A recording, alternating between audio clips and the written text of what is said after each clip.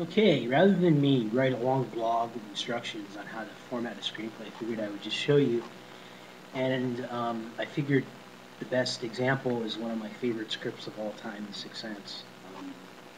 You can see the title page is not technically correct.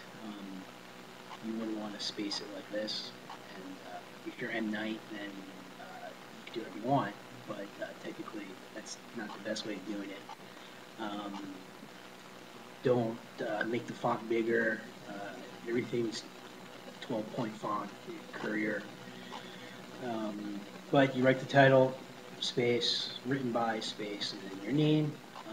This bottom left area here, you put your contact information, email address for sure, telephone number. I like to put, WGA and then the registration number. A lot of people think that's not professional, and only amateurs do that. If you're an amateur, then you should do that. That's my advice to you. Slug line, real basic. Interior, exterior, dot, capitalized, name of the location, dash, and time of day, evening, day, morning, etc. Um, I recommend going to Final Draft, download their demo trial version. It's exactly like the full version. The only difference is you can only save 15 pages at a time. That's not the end of the world. Uh, you could, in theory, write your whole script using the demo version. Just you know, 2 files for your first act, 4 files for your second act, and 2 files for your last act. Print them out, and you're off to the races.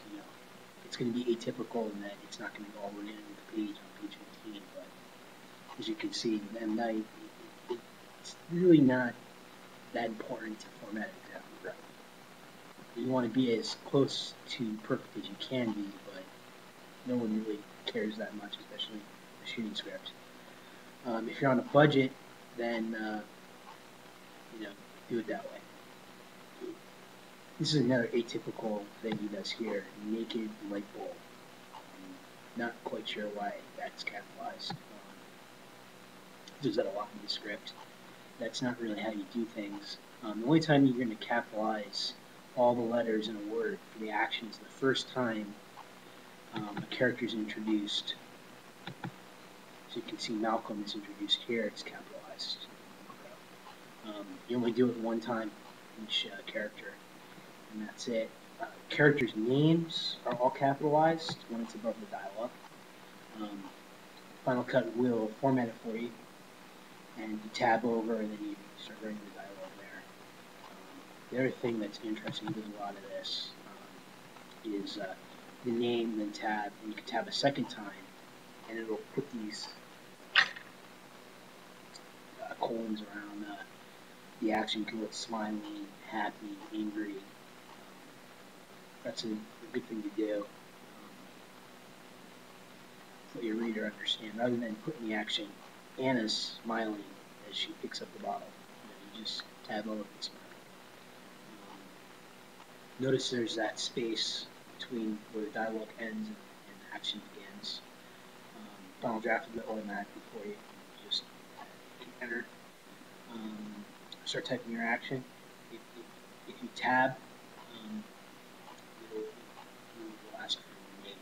The nice thing Final Draft does is it stores the names, so you type your first letter, and tab, it pops in the name, so they're all spelled. You don't have to keep typing it out. That's basically what you need to know. You got your slug lines and your dialogue, your actions, and your characters.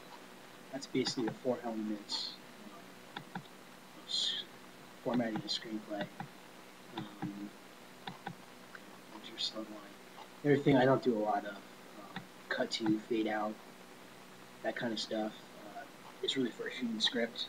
If there's a reason that it's important to tell your story, then by all means include it, but it's not necessary. It's just wasting space. You want to keep your screenplay between 90 and 120 pages, so you want to get it in that length, so you're just wasting space. Anyway, good luck, and check out my website,